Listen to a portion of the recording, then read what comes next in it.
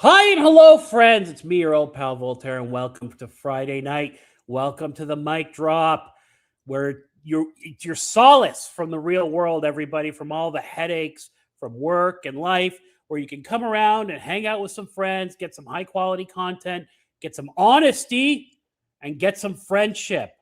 And we're here for you for that. We're sorry we weren't here last week, but we're back as always. But please remember that the mic drop is a free flowing conversation that oftentimes touches on mature subject matter. Viewer discretion is advised.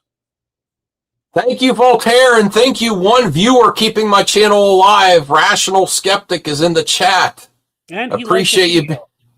You did? No, it was probably me. He didn't like the video. But if you're watching on the replay or you're watching when you come in later, please like the video. Oh, it means a lot to us. Try to get back into entertainment content. Been working on shorts. Trying to keep busy.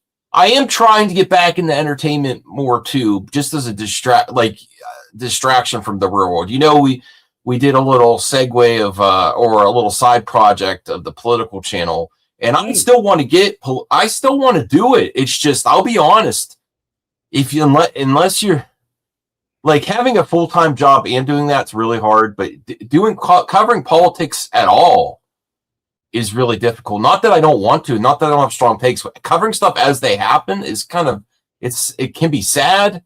Like, for instance, I'm not going to get too political tonight, but the war has escalated with Iran, where there's boots on the ground, and they are potentially talking about a draft. For real. So my heart goes out to all the young people of this world, especially young Americans. That's not what I want. And the only thing you could do is protest or get, contact representatives if you think this war shouldn't be happening. You have a right to say that as an American. Get involved. They always say this is the most important time in political history to get out and vote. You really should consider things are happening, whether you want to or not. What's your thoughts on that, Voltaire? Without getting, these are kids. These are young people's futures. Yeah, just saying there's something wrong with your mic, by the way. While you're playing with it, I'll give you my thoughts. It's tough, man. It's heavy. Like, war is heavy, and we were made some promises, about no new wars, and many of us believed them. You know what I mean? And it seems like we were dragged into one of the things that bothered me was that, that whole thing about they said they were going to attack, so that would lead to attacks on us. Therefore, we had to attack first. What was it? The foreign minister or foreign somebody who was under Obama and Biden said they said the same thing to them during those administrations. So it's upsetting. We're at war, guys. We were at war, and they tried to say it was an operation and all this. They said that back in June, that it was quick and dirty. We're done. And now look, now it's one of those things, right? Like, I always use this analogy, and this is why, I'm going off on a tangent here, but just as an example, you know how the gun lobby, they seem unreasonable. Like when you say, well, we just want you to take away the big, automatic weapons. You can still have hunting guns. And they go, no, screw you. We're not giving you any. The reason they do that is, think of smokers. Smokers used to smoke in the restaurant. Then they said, you know what? We're going to move you to a smoking section. And then they said, you know what? It's not going to be a smoking section anymore. It's going to be at the bar. You can only smoke at the bar. Then they go, you know what? We're going to move you to the patio. You can only smoke on the patio. You know what? Now we're going to move you to the front. Now it's 10 feet. You know what I mean? It keeps going. And when they keep saying, we're going to just go in there, do a quick operation, now they're talking about boots on the ground. Then they're talking about potential draft. And it just keeps escalating in that direction. You know what I mean? And it's disheartening, man. It's challenging. There's a lot of stuff challenging the younger generations, and my heart goes out to you. Like, I would not want to be. I just turned 44. I wouldn't want to be in a situation where I was afraid that could happen, or or even a career starting over. Is my mic a little bit better now? Now it's perfect. Now it's yeah. Who? I mean, And Cheeseman, you could say that, but his track record in the previous administration. But you know what? I'm not going to lie. I'm neutral on him before, not anymore. You know what I mean? His prior, there's a thing like. So I was a bit of a history buff when it comes to presidents of the United States, and historically, presidents use their second term to deal with foreign affairs because they want to get reelected after their first term. This is his second term. This is his foreign policy, and it is crap. Like, it is upsetting, and I don't know. Stock markets in the pooper. The Republicans are gonna get destroyed at the midterms. Which they should. Right? If you campaign and I can with this is factual that they've gone against the majority of their campaign promises, the exact opposite. Yeah. It's so then you should have to deal with the consequences at the polls. Oh, and the stock market is trash. Are they going to be able to turn it around by November? I don't know, man. I don't think so. They could. I mean, they do manipulation and stuff like that, but I don't know if that's going to be enough. And then the other thing is like was it NBC or CNN came out with a poll that said that MAGA people are still 100% approval rate for Trump. That's complete nonsense. That's a lie. I saw that and I was like, where is this coming from? MAGA people have turned on him. You know what I mean? Well, why is CNN doing that? Well, because they're now bought by the Ellisons? Is that quick? Boom. But how do the Ellisons have control already, though? It's not even completely. I think the Ellisons' influence is so insidious that it's already there. And as soon as they saw that they were able to kill that bid by Netflix, everybody said, that's it, they're already in. And the writing's on the wall, and they saw what happened with CBS. You know what I mean?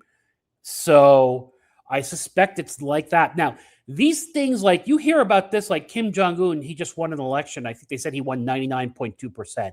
You know what I mean? This is what happens in dictatorships. But that poll, why even say 100%? Like it's so unbelievable. Everybody knows, even like the biggest MAGA people have turned on him. You know what I mean? Well, here's Joe. This is what I was thinking. Maybe the people that turned aren't identifying as that anymore. Yeah, maybe right. the people that still identify as it. I don't know. So there you go. So like the Joe Rogan people who voted for him, like now when the pollsters come around and say, "Are you MAGA?" They go, "No, not anymore." So they don't take their vote. So I guess anybody who still identify, yeah, Joe, good point. Anybody who still identify, you know what? If you're still identify as MAGA, then you are going to have 100% approval. No, that's the only thing. That's the only way I could consider that it's an actually factual poll. But even that 100%, that's BS. Even amongst MAGA, it's not like, I mean, yeah, it doesn't make sense. It still doesn't make sense. And we'll get back to entertainment topics, but when listen, there's a history of protesting in rock music, entertainment, movies, all that kind of stuff. When stuff gets this real, when there's people dying, the poor people of this country, it's not patriotic to say that you don't want war. Actually, if you really respect people that serve this country, you want to make sure that it's the last resort. And I don't feel like that was the case here, in my opinion, based on and I really feel for those young people that unfortunately there's already casualties. There's casualties in Iran too. I don't like Iran's government in things they've done or what they've supported before, but that doesn't, just like in Gaza and there's Hamas there, that doesn't give world governments the right to destroy and kill innocent civilians. And look at what they're doing. They're using that Hamas thing as a smokescreen. They've completely obliterated the area. They're murdering people. Just because, look, I don't like any religion right now. I'm not a big fan of Islam, but that doesn't mean you could go. That's irrelevant. And yes, but that's where that's where like people like Bill Maher, things like that, where he just hates he's like, no, he's just like, well, their religion is horrible, how they treat women. That's irrelevant to you if you could go. Correct. Okay, I have criticisms of how they treat women too. No, how all religions do. But that doesn't give you the right to, oh my goodness, people have lost their minds. I can't believe this is a justification, trying to justify it. And to think like how archaic an attitude that is, like, look at the religion they follow. That's a good reason to go in. Like, that's old, me. Like, yes. Centuries ago thinking. Like I'm talking, that's like Crusades thinking. You know, we're on a holy war. No, we're not. And you know what? The people at the top don't care about me and one of my best friends this week were talking about the downsides of social media. But then we were talking about but what there is good from it too, because if we were going into this and it's 20 years ago and people weren't on social media as much, they might just go with the mainstream narrative that Iran, all these pretexts, we had to say, everything is an offense, the right to defend ourselves. It was an imminent threat. Okay. We'd be more of the normies would be falling for that line from the mainstream. And I think there is a benefit to social media, even though it is crazy that a lot of us are not falling for the lines anymore. Remember when the Iraq war started and everyone was all wound up because of 9/11 and everything? Yeah. Times have changed for the better for that part. Right.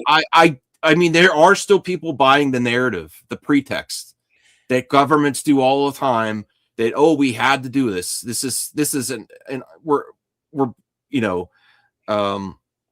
have a right to defend ourselves for everything. It's like that old thing when George Bush 2, when people ask why are they attacking us, and he would say the line, well, they hate our freedom and they're trying to take that out. People bought that, right? And like, for example, and this is why social media is good. Like, there's dark side of social media, but here's the good side. And your point is salient, Max. It's accurate. So when we were growing up, I knew this, right? Because I was like history buff and all this kind of thing. People didn't know that Israel was created in 1948, that it was a whole other country called Palestine. Did you know that growing up, Max, in like high school and college, that Israel was not a country until 1948? I think I might have heard. I wasn't thinking about that. Thank you for bringing that up again. Yeah, that's a good point. So people didn't really, I'm talking about a lot of people didn't know that basically with the help of the US, with us, right? We came in, there was a country called Palestine. We said, not anymore. And we pushed them out. You know what I mean? So, and they're like, well, why are these people attacking? Well, because, their country was taken over not that long ago. It's really not that long ago from a historical aspect. But you know what the kids nowadays, Gen Z knows? They know.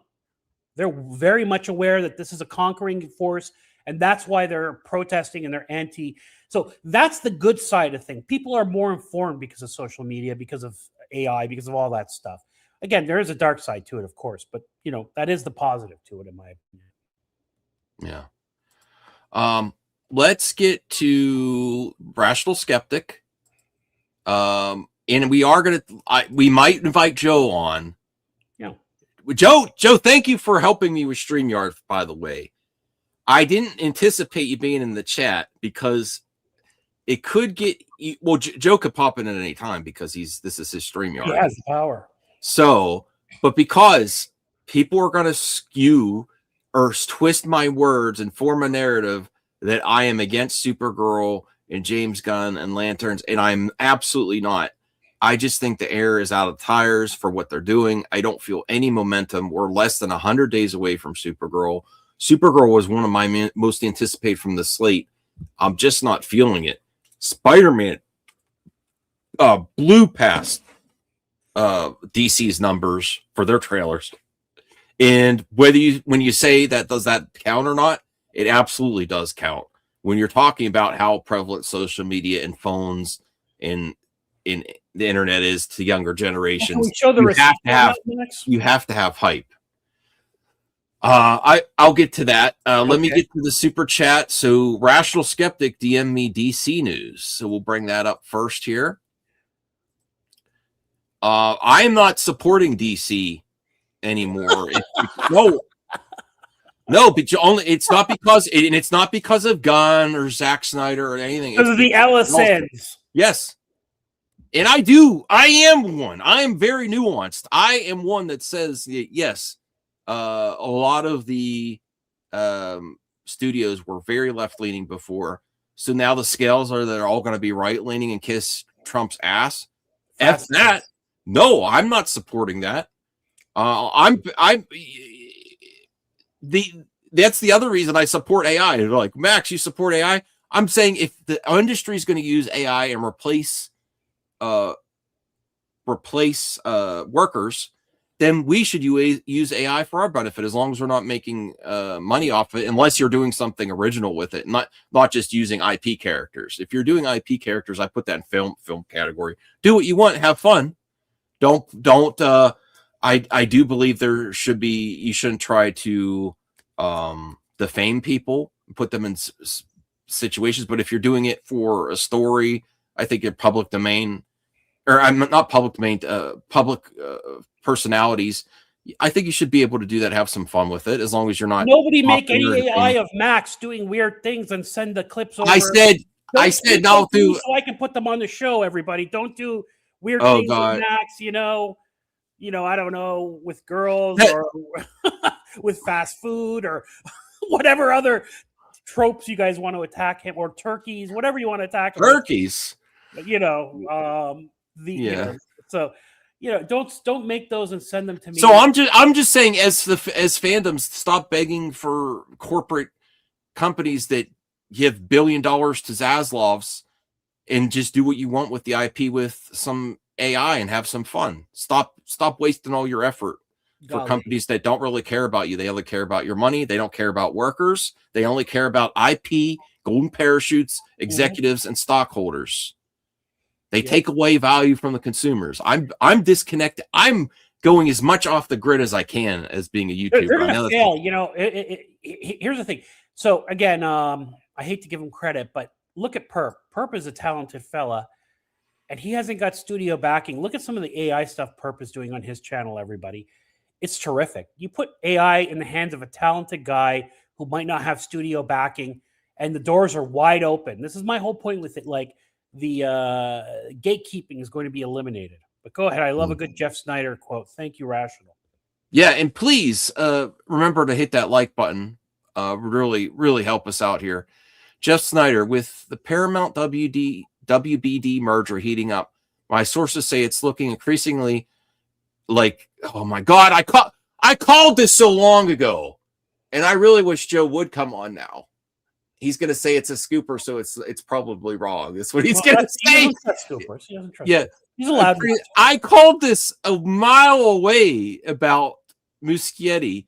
I said, oh my God, this is so read the tweet, Max. Come on. I know, but it's so frustrating because I said something changed from when James Gunn announced the slate to when a few months ago he says he doesn't want to cloud the bat sphere.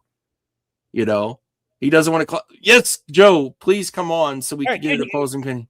Okay, so Christina Hodgson, Andy Muschietti get booted from the Brave and the Bold. David Ellison is said to prefer bringing Robert Pattinson over as DCU Batman to unify the franchise under one roof. Oh my God, Ellison is putting that kind of input. Who's Christina Hodgson? I don't know her. She did Birds of Prey. Joe really values her as a screenwriter. She wrote The Flash as well. Okay, so here's the thing. I agree with Joe Snyder a lot of the time. I don't trust him. But you know what else Snyder is smart about? He makes these kinds of calls that actually make sense. Do I think that Ellison is putting his hands into everything? Absolutely. I actually think Snyderverse is more plausible under Ellison than Netflix. Because Netflix spent some money on Zack Snyder stuff, and it wasn't a failure, but it was not a big success. Yeah. It was not a big success, and Ellison seems more to just... Oh, listen. That's 100% true. Netflix is in bed with Snyder. All right, like they have some kind of Zack Snyder. They have some kind of deal with him. So yeah, if they could bring some, and it hasn't worked out so far. Quite honestly, let's face it. Rebel Moon was just a flop, in my opinion. It wasn't a flop, but it wasn't. It wasn't what they hoped. Not after the Snyder cut. That momentum was gone. Right. Took the air out of the. So you think if they got DC IP, they wouldn't have sat James Gunn down and say, let's give Zach a project or two here. Come on now. It'll still be under your umbrella. So, yeah. And by the way, the Ellisons have a history. Look what happened with Colbert. Ellison's took over, and guess what? Colbert got zoinked. Mhm. So yeah, this could be true. Joe. Hi, Hey, Joe. Joe. Hey, hang on. I'm having headphone issues. Okay. Uh, Honestly, I don't care anymore which direction it goes. I would be very happy if James Gunn continues. I don't care if they bring Robert Pattinson over. I am unsubscribing to HBO Max. Besides the Ellisons, one of the reasons I watched HBO consistently is Bill Maher. And then when he took his stance, when he said, and I guess this is political again, when he said, I guess I'm supposed to say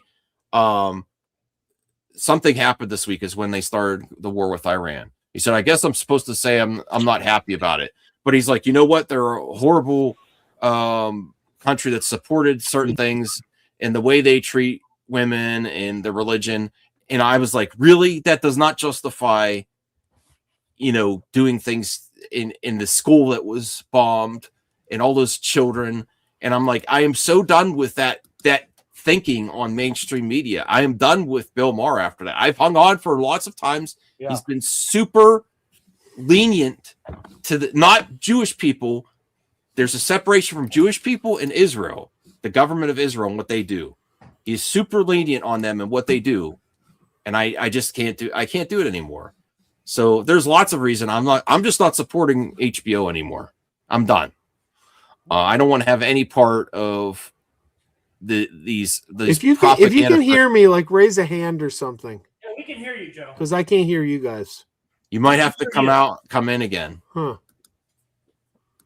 All right. But what's your thoughts on that, Voltaire? I saw this coming a mile away. I believe this is. I don't think you need inside sources to see this. I just don't think that James Gunn's version of Batman is coming anytime soon. See, we consistently said. Remember on this show when we said there's a Batman problem all the way back. We've consistently not for us. I could take multiple Batman projects. I'll understand, but the executives in the normies are always gonna. That's why they never do. They always do a Superman show. They don't do a Batman show. They're really weird about Batman. Well, it's the number one IP, right, for them. So I never thought there would be two Batmans on the big screen. And you make a good point. Like, it's one thing to have one on TV and then one on in the movies. I never thought they'd have Pattinson and then a contradictory Batman, unless they were going to try to do, a young Batman or something like that. When I say young, I mean like teenager or something like that. But how Ellison wants it to go, I have no idea. Mm-hmm. Well, I think they're just speculating now. Who knows if it's actually going to go through because of a lot of his backing is from the Middle East, and there's a war going over there. The Paramount WB merger is not going to happen. You don't think so? I'm curious. Not a chance. Not a chance. Not a chance. I'm just curious. It's got too many hoops it's got to go through. Congress has to approve it. Well, if they put it through Congress today, yeah, it could get through. But is it going to go through now, or is it going to go through Congress after the midterms? So you say go through Congress, Joe, sorry, just so people understand what you mean. When you say go through Congress, you mean because there might be a monopoly challenge, right? Yeah, that's part of the process. And it would have no trouble now because of the Ellison's ties to Trump. But if it happens after the midterms, they're sunk. They're not getting through after the midterms because we all know the Democrats are going to take the House. Yeah, they're not going to go through. Also, I don't understand all the ins and outs of it, but apparently because of some of the things Paramount owns, it's got to be approved by some foreign countries as well. And the state of California has to approve it. And on top of that, we hear that the money is going to be falling out now because of the Iran war. A lot of those countries are pulling the funding. And the shareholders still have to vote on it. They haven't voted on it yet. And apparently Ellison made a terrible first impression. It was reported he met at Warner Brothers last week and it went terribly. So I think there's just the deck is stacked against him. I don't see it happening. I hope you're right. Oh, go ahead, Voltaire. So all the things you said are accurate, Joe. And that's why Zaslav, because on paper, when you looked at the share price, the Paramount bid was bigger than the Netflix bid. Right. But Zaslav said that it was creative accounting and getting all that money together was going to be challenging, blah, blah, blah, blah, blah. Mm-hmm. But then after this new bid, he changed his tune. He said, we're taking it. But he flat out pulled out. He also was quoted after he accepted the Paramount bid.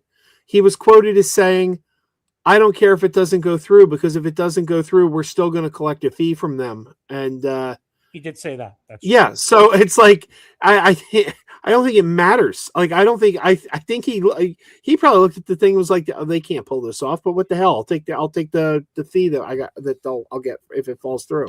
And your take on Netflix pulling out, that's just them saying we're not paying more than we were already paying. Exactly. In fact, Netflix may still end up with it. If the Paramount deal falls apart, Netflix may step right back up and go, well, hey, our offer's still on the table. Well, our offer's on the table minus 5%. I wish I agreed with you, Joe, and I hope you're right. But if you are thinking like Democrats, corporate Democrats that get donor money are going to stop a merger from going through, look at what they did with some of the recent votes on you have to go to Congress to go to war. Enough Democrats jump ship because they are bought by donors. That's why I can't even think of them as Democrats anymore. No, it's donors. Well, first of all, there's always enough to get things to go through. Max, you and I are in the same state, and we have the same shitty Democrat senator. Fetterman doesn't count. He is not. He is not getting reelected. There's no chance. He's getting a primary. Yeah, I think he is bought by donors, and the donors are going to help him tremendously. I actually think he might get back in. Yes, I don't think he stands a chance. I don't know. The only people, unless if he runs on the Republican ticket, because Republicans like him now. The other thing is the president, when he wants things to go through, especially in media, he is very, whether you like him or not, he's very media savvy and social media savvy. If he wants this to happen, it's most likely to go through, no matter what the results of the midterm are like. We're going to have more to worry about with the state of the world and him than if Paramount goes through. I really think this is going to go through. I don't want it to. I'm not going to support it. Well, I keep hoping every night when I go to bed that I wake up and read that he's not the president anymore, and that President Vance was inaugurated while I was sleeping. That'd almost be just as worse now. No, it would not be, Max. Yes, it would. Vance would be trying to get reelected for next round. Yeah, it wouldn't be as bad because he is so feckless and inspires so little confidence from his own party. He would just be the lamest of lame ducks. Yeah, but remember though, Vance also is, he's a puppet of Palantir, and what's his name? So again, it will be better, but it's just not that much better. I honestly don't know what the hell's going to happen because regardless of who gets in, how are we getting out of this mess? This is the whole other thing. But anyway, I can't stay too long. I came on to say Jeff Schneider's a complete and total idiot. He doesn't know his ass from third base. And it doesn't matter what he says here because David Ellison is the head of the studio, not the head of DC Studios. James Gunn has autonomy over DC Studios. And what he says goes. And if Ellison tries to change that, you know what's going to happen? James Gunn's going to walk. He's not going to take that. Okay. And he might anyway. And Ellison won't care if he walks. I think he will. I think he will. They need him. I love you, Joe, but just thinking that James Gunn could do whatever he wants without executives are going to push him certain directions for sure. Not if they want to keep him. Do they really want to keep him at this point? Oh, of course they do. I don't think they do. Part of the reason everybody wants Warner Brothers is because of how well DC Studios is performing. Superman was one of the biggest hits of the year. And that is a multi-million-dollar property that is on the upswing. It's actually like starting to go the opposite. It was struggling for years, and now we're actually watching it go the other way. That's a cash cow waiting to happen. You remove him, who are you going to put in there? So, Joe, what do you say to people who say, "Well, Ellison has a political agenda, and he does. cares more about that than making money"? Oh, well, that's obvious. Okay, that's obvious because CBS News is now losing money hand over fist, but he's not he's not taking Barry Weiss out because clearly he doesn't give a shit. Right. So why would he care if James Gunn left if it wasn't part of his agenda? Because he's going to be left with a lot of debt from this. I mean, he's got to pay the bills, right? Him Yeah. or is it? It's not his personal. I money. think they're more involved. I don't think Ellison, the reason they wanted Warner Brothers so bad was because of DC. That's a reason. I But- believe but it's also- because of they wanted control of all mainstream media news before the That's midterms. true. in That's true, 2028. but that's not the only reason. Because as John Campea correctly pointed out, if they were only after CNN, and a lot of people think it's all about CNN, but if they were only after CNN, Netflix said from the start they weren't interested in linear cable, so those were going to be sold separately anyway. Paramount's like, no, we want everything. But it was going to be sold for parts. The film studio was going to go to Netflix, but the cable channels were going to be sold separately. So if CNN was the end game, Paramount could have just waited, bid on CNN, got CNN for a hell of a lot cheaper. So clearly they wanted the whole kit and caboodle. Okay. I want people are going to say that I'm against Supergirl and James Gunn. I think it's doing well enough. I don't think it's a cash cow that you need to keep going. I think there's lots of things you could do. I want them to continue, but it doesn't matter. I'm not supporting Warner Brothers anyway, especially if it goes to Ellison's. I'm done. I don't think the Ellisons care. I think they have so much money that they're beyond money. They're on their pure agenda. I get your points, Joe, and they're all salient. And I'm speculating, so nobody says I'm right. I just think the Ellisons they have a bigger picture in mind, and they don't care. They're going to bully their way through everything, and they figure, so what? We lose James Gunn. Let's find somebody who has our vision, and he'll do a good enough job, or she'll do a good enough job. Good luck with that. Well, you just said it, Joe. They did it with Paramount, right? Did what with Paramount? You said that they've blown up Paramount. They don't care about money. Well, no, I said CBS News. I think the news division, they don't care if they're losing money. They want to push an agenda, but they still they're going to have loans. They're taking out crazy loans. They're going to have to make some money, or else they're going to be up shit's creek. Well, this is the other thing I want to do. I want to bring facts to the conversation about the momentum of DC. We are under 100 days away from Supergirl. Yeah, we are. And Joe, I hate to say it, I don't think the momentum's there. What do you mean? Everyone's excited about it. Who's everyone? Or who's talking about Supergirl every day? Everybody. Can I just Everybody in the movie talk community. I want to step in real quick and just say something because I punched it into Grok. Grok thinks there's only a 20 to 30% chance they get this passed before the midterms.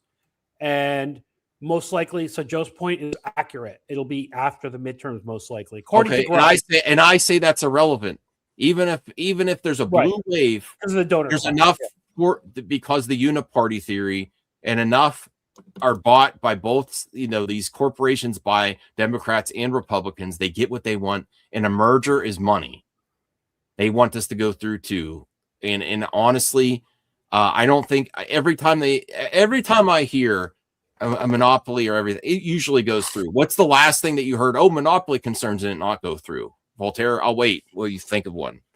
Every single time the last 10 years, this is different though. Concerns. This is different though. They always go. Fox went through. The Fox deal is the best. They all go through. It's always just it's people. Yeah. It's people in the news industry working on headlines. That's what people want to hear. That there might not go through for monopoly. It helps with articles and clicks. No, because this one's different though. This one's different because of the news factor. Like the news wasn't involved with the Fox Disney deal. Right now, we've already seen what the Ellisons have done to CBS. They've already promised Trump that if they get in there, they're going to make CNN more favorable to him. And that's very, very scary. That is he's getting his media. He's getting his way on all the other media channels. Why not this one too, Joe? That's why I'm not supporting it. Look at ABC. That's why they're going to block it. Look at Colbert losing his job. The only one that But that's CBS again. So Joe, that's just presupposing that there's the powers of Democrat versus Republican are all there is going to stop him. It's bigger than that, is Max's point. It's like, who is buying these politicians on the left and the right? And I'm not going to say names, but we all know who they are. You can't buy somebody on the left if it's against the best interest of the left to block it. If it's against the interest of war. If it's against the interest of you getting your party's agenda through and getting yourself reelected, you're not going to be for it because you're shooting yourself in the foot. Joe, this consistently happens when there's things that the majority of Americans and the majority of Democrats support. There's always enough Democrats that go and vote against it. Yeah, but the majority of Americans are not for this. First of all, the majority of Americans aren't paying attention. Most people don't care what studio's buying what. They're trying to figure out how they're gonna pay the bill at the supermarket this week. They're supposed to go to Congress before you declare war. There was Rokana, one of the senators, and a Republican, Massey, brought a bill to vote on that says you have to go to Congress before you go to war. And enough Democrats voted against it. So if they did that in something so dire and such a layup to what the American people want, there's no way they're going to stand up to Paramount. And Max, who did Rokana and Massey blame for that? I don't know who they blamed for. They blamed the biggest donor, AIPAC. Yeah, AIPAC, yes. Okay. And Fetterman is a big-time AIPAC whatever. Oh, yeah, definitely. Okay. And they have their hands everywhere. So, and Ellisons are God, this is getting heavy. The Ellisons are directly involved with that. That's all I'm going to say. I'm not going to get into it any further. Go look it up, everybody. And now these midterms are very important, everybody, because there will be some politicians like Massey and Rokana are doing it like, I have no AIPAC money. AIPAC is coming after me. If non-AIPAC people get voted in, I believe that Joe is correct. But if AIPAC people win like they have been, then forget about it. It's going through.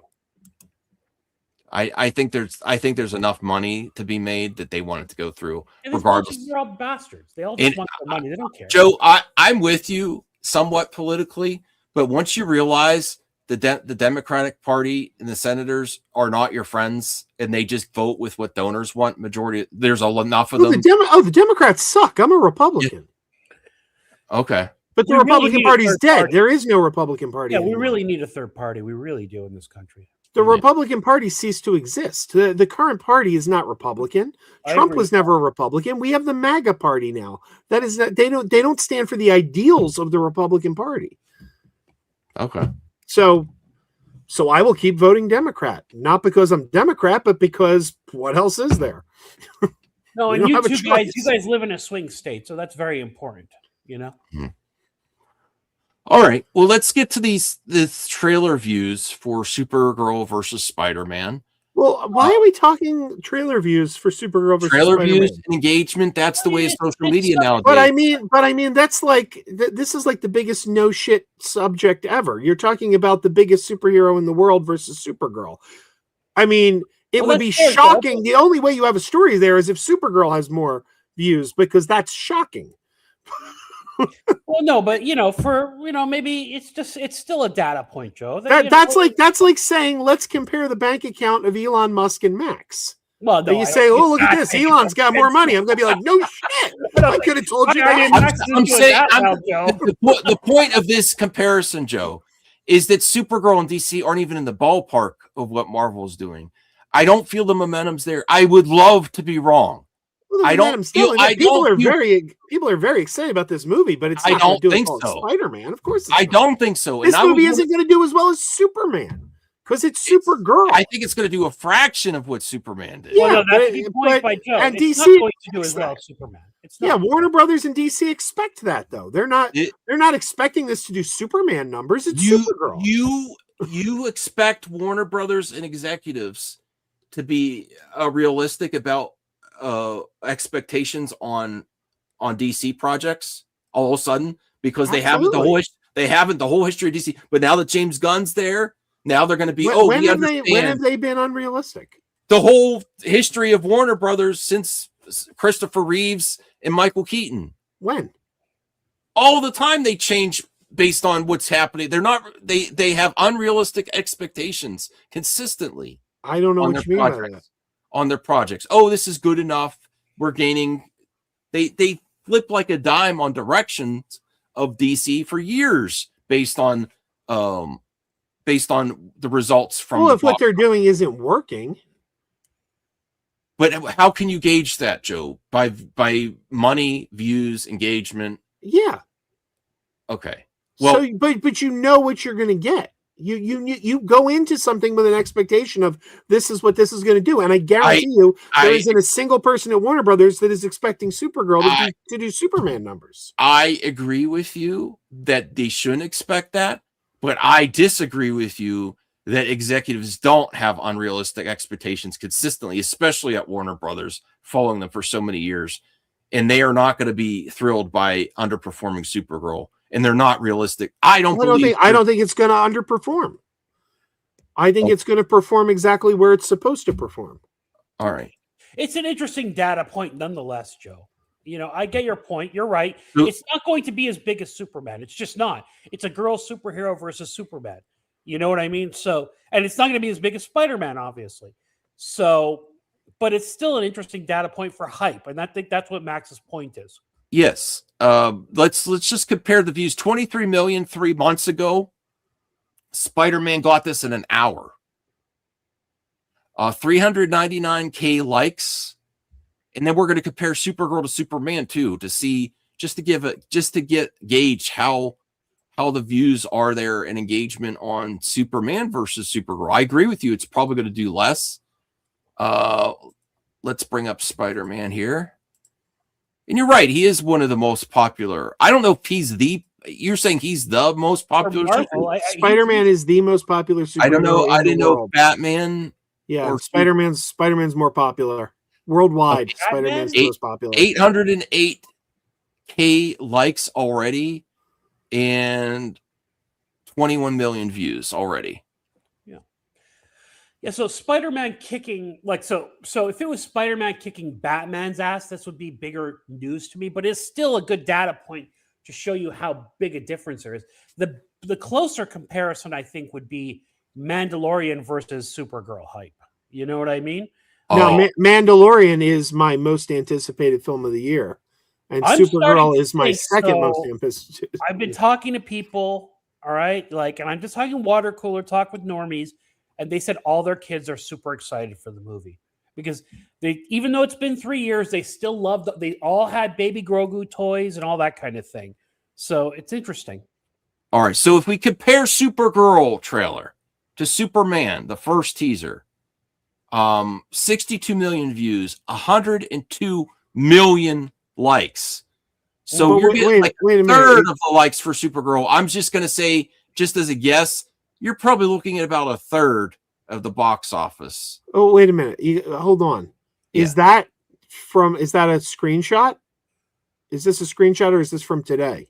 No, I just brought this trailer up. Well, you can't compare numbers from a year because this has been up for a year. This has consistently been getting likes for over a year. So you would need to compare within the relative time frame. Well, I mean, it's not scientific. 80% of the likes were before the movie came out, right, Joe? Yeah. The majority of the views and likes are when the trailer first dropped. That's how it works. But yes, it's not very scientific. We see you, Sean. You're there. You're not blocked. This is just ballpark guesstimating. Yeah, this is just ballpark guesstimating based on where it's at. Yes, Superman has had longer to get views and likes. But by the way, to the audience, this is my StreamYard. Yes. So I can highlight anything I want. So you guys can feel free to write really inappropriate things in the chat, and I might highlight them. And you know what? Joe loves dad jokes, so go for it. He will highlight those, I imagine. I'm gonna send Sean O'Rourke the link too, in case he could pop on. We haven't Sean on in a while if he's available. And also, as of an hour ago, it's my birthday, so I'm feeling really goofy tonight. You never know what get a you're shot, get. Joe. Get a shot of alcohol. Come on. No, I'm trying to cut back. I'm not going to say I have a problem, but I'm going to say that I've been drinking more than I should this past year with Adam's death, and I haven't taken it well. So I'm being a little more responsible. Clean living is good. Well, it was Joe, nice that you went out. Mandalorian box office versus Supergirl 2 box office. What are your predictions? Oh, Mandalorian. Yeah, it's Star Wars. It's Star Wars. Supergirl. Thank you, Sean. Supergirl is a fairly popular character. She's one of those characters that you can stop anyone on the street and say, "Do you know who Supergirl is?" Everyone knows who Supergirl is. They may not know her whole lore, but like your grandma knows who Supergirl is. Yeah, sure. Right. So she's going to do okay. But if you're doing a popularity contest on superheroes, Supergirl's not going to be in the top 10. So, I mean, that's why, remember a couple of years ago when there was that bullshit rumor and I kept telling everyone, guys, this is bullshit. This isn't true. It's not true. There was that bullshit rumor that DC was planning to replace Superman in the DCEU with Supergirl. And I'm like, they're not doing that. They're not stupid. But people believed it. So, Joe, box office predictions. What do you predict box office for Mandalorian? What do you predict box office for Supergirl? Oh, I don't know. It's so hard to predict box office these days because post-COVID, everyth's so weird. Sure. I think, I don't know, they're both going to do respectable. So you think that Supergirl's going to do less than Superman, which was 600, right? Yeah, so maybe you're looking at like 400 or 500. I don't know, but I'm thinking 200 or 300 million. And it's also a lower budgeted film, so you don't need as much to be a success. So, you're still considering that these executives are rational and realistic about expectations. I completely disagree. I think executives are disastrous. You think they think Supergirl's going to be $1 billion? I think they still are looking at Marvel. Look what Marvel gets. Why can't we get Marvel money? Marvel doesn't get shit anymore. They get more than they get. They consistently get Superman numbers at least. I mean, Fantastic Four didn't do so great. Thunderbolts didn't do so great. Now, Spider-Man will probably make $1 billion because it's the most popular superhero in the world. Unless they think. John, get in here. I sent you a link if you can on email. Unless they think that Jason Momoa is going to bring in people. Jason Momoa's reveal went completely flat. That was a build-up for a year. Are you kidding? People loved that. Who loved it? It was same with Lobo. Everybody was going ape shit over that. I'd rather him see back as Aquaman at this point. So you're thinking, Max, from in terms of the nerds. The normies, on the other hand, they just think, oh, Momoa, he's like, oh, yeah, wow. and the normies don't even know who Lobo is. I need your help on Instagram. I've been following. I haven't been exercising. I need Coach Payne back. Christina Payne, he needs to be fat shamed. Not that he's fat, but he needs to be shamed for not working out. Shame. Yeah. So I love the casting of Supergirl. Like, Momoa's terrific, obviously. And the girl playing Supergirl is terrific. But she's not as popular unless you watch House of Dragon. She's a wonderful actress, by the way, and she's perfect for Supergirl. So I'm excited for Supergirl. I'm more excited for Supergirl than I am for the Mandalorian, to be honest with you. But that's just me. I understand I'm in the minority. I think people are over the Grogu thing. It's just little kids aren't though, Max. That's my thing, though, that I've discovered talking about around the water cooler, like. The ladies in my office have said, "Oh, my kids are so excited for Grogu Mandalorian movie! Like, they're already pumped for it." That Mandalorian trailer, every time it plays in the theater, it gets a round of applause. Like the theater goes nuts every time they play it. It's not miscast shot. But I can't. That's my most anticipated film of the year. Year, Joe. Of the year, 2026 has a bunch of over the Odyssey, over this, definitely over the Odyssey. I really don't give a shit about the Odyssey. Dune 3, all that stuff. I certainly don't give a shit about Dune 3. I mean, you couldn't pay me to watch Dune 3. Come on, you didn't like 1 and 2? I didn't like David Cronenberg's Dune. I didn't like the book when I tried to pick up the book and read the novel. I didn't like the first Denis Villeneuve You Dune. mean the David Lynch version? Not What David did I say? You Cronenberg. Yeah, David Lynch. Excuse me. Mhm.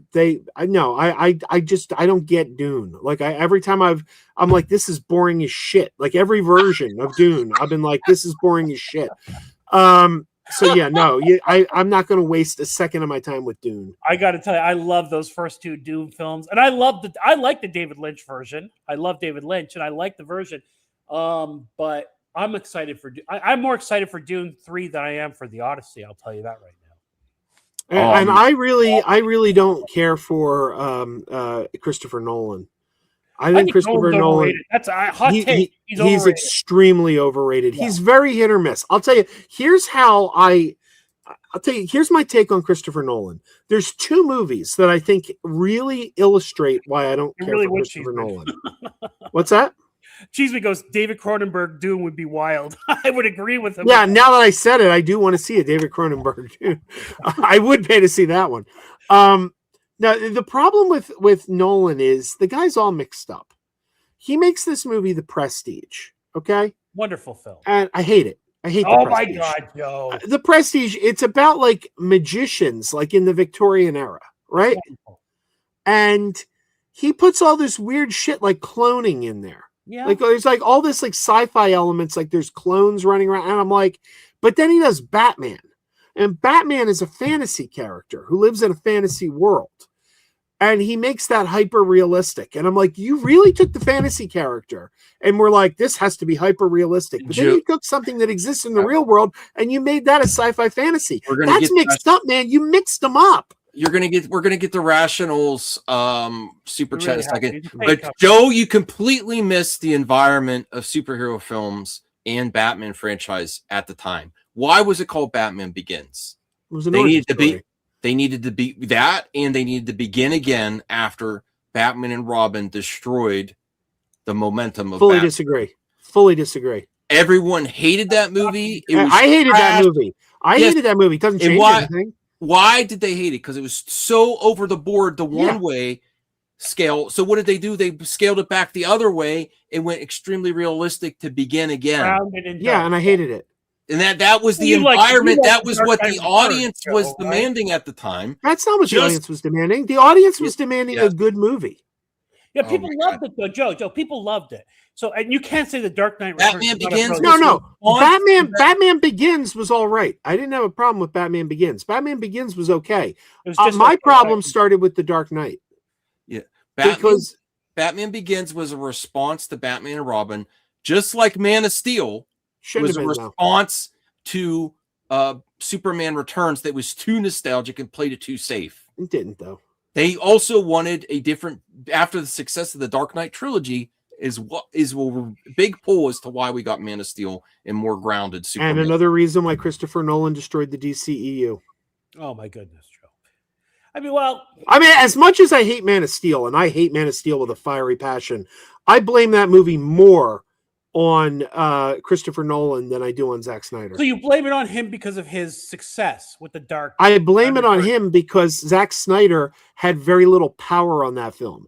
Zack Snyder was a hired hand who the script was locked. David Goyer wrote that script, and then they went out and they found a director to direct the script that David Goyer had already written.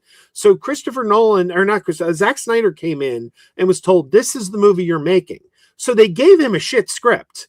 And he was forced to make a shit movie. So as much as I hated that movie, I still went into Batman v Superman going, you know what? The last one wasn't Snyder's fault. But then Snyder shit out the whole universe. So there you go. Hey guys, I'm not saying that Nolan is not good. I think he's very good. I just don't think he's as great as everybody says. I mean, he's very good. I love he'll make one of my favorite films of all time, by the way. I love that movie. What one? Prestige. I love it. And Batman Dark Knight Returns is one of the greatest films ever also. So Nolan is very good. But then, there's stuff like, what's the movie he made with before Oppenheimer? What was that? Tenet. Tenet. I didn't like Tenet. That sucked. Yeah, but the one Inception wasn't very Interstellar. good. Inception I liked. I loved it. Interstellar was kind of miss. I didn't even bother with Interstellar. That was at the point where I tapped out on him. I'm like, I'm done. Right, but Dark Knight Rises is a big, huge piece of shit. Memento. Yeah, I agree with I that. noticed you had sad eyes, and I figured Bruce Wayne has sad eyes. So you I must would be Batman. rather watch The Rise of Skywalker than Dark Knight Rises.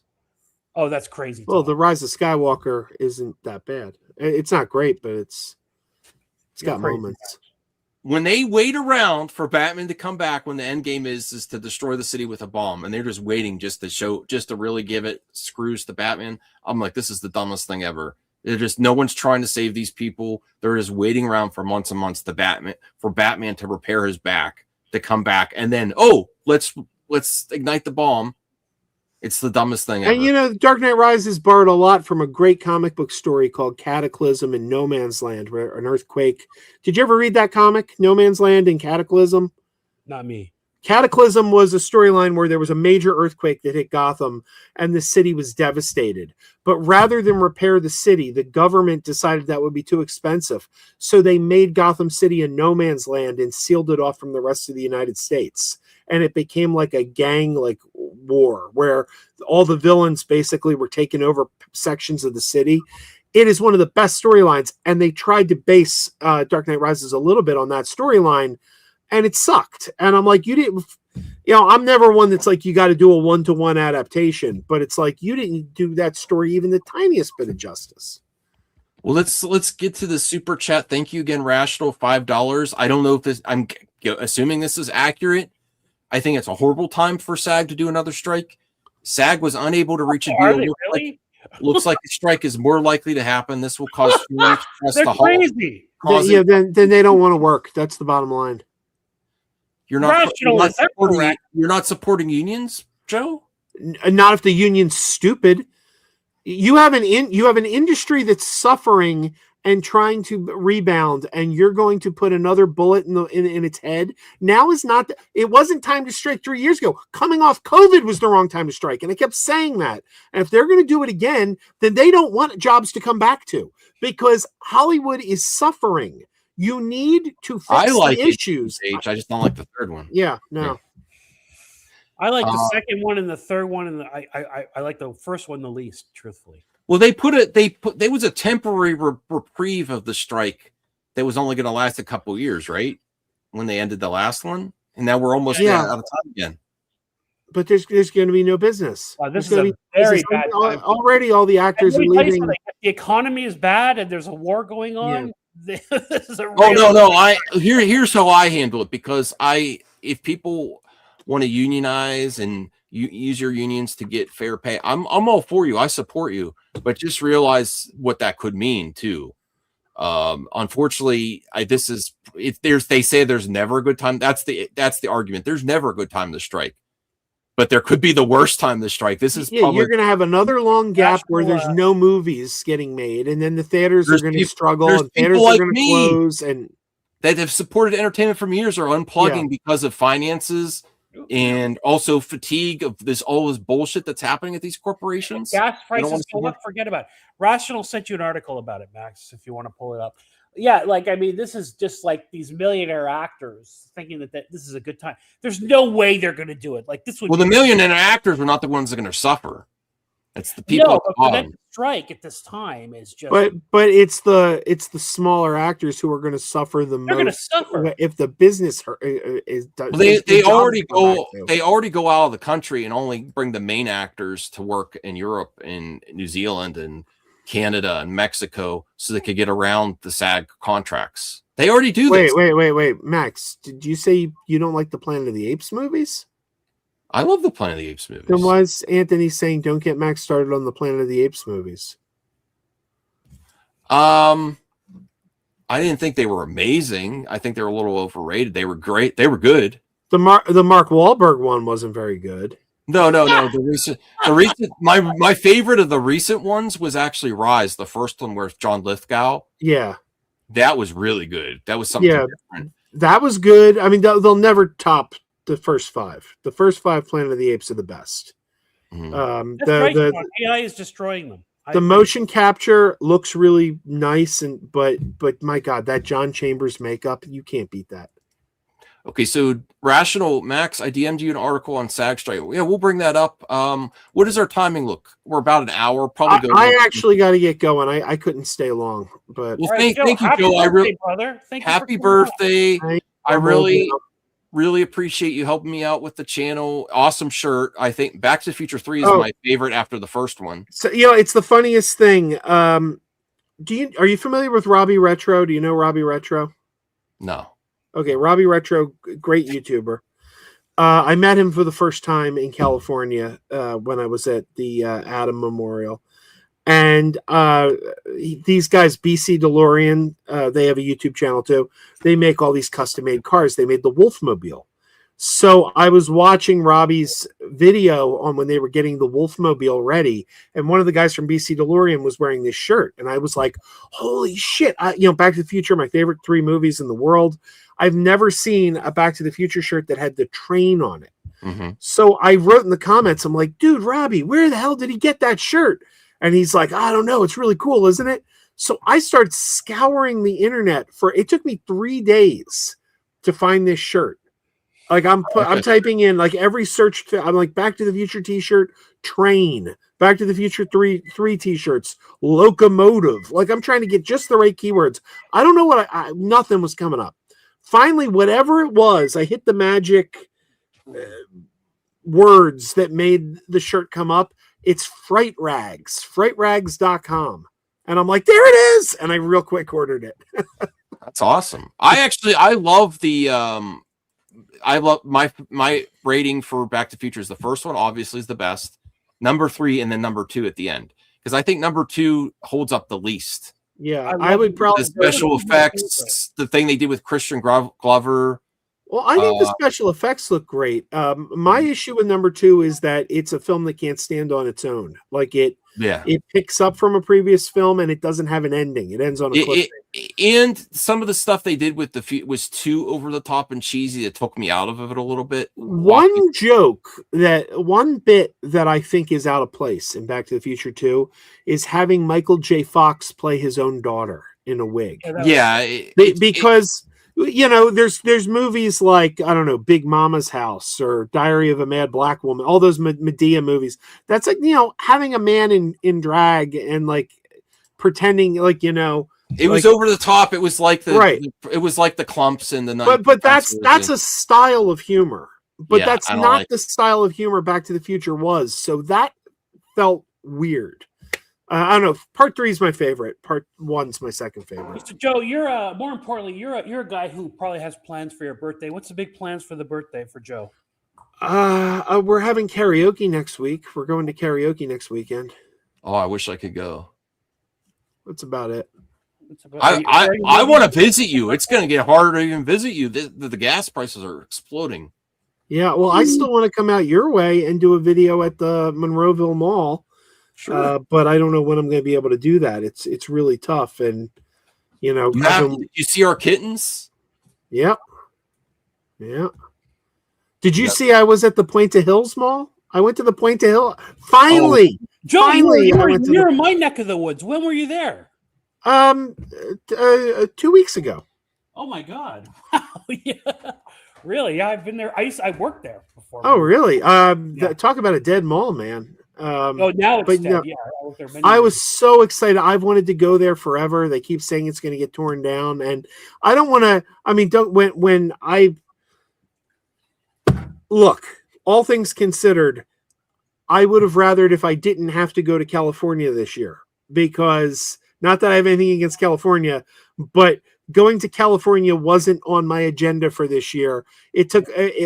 I was there because a friend died, and. All things considered, I would rather my friend be alive.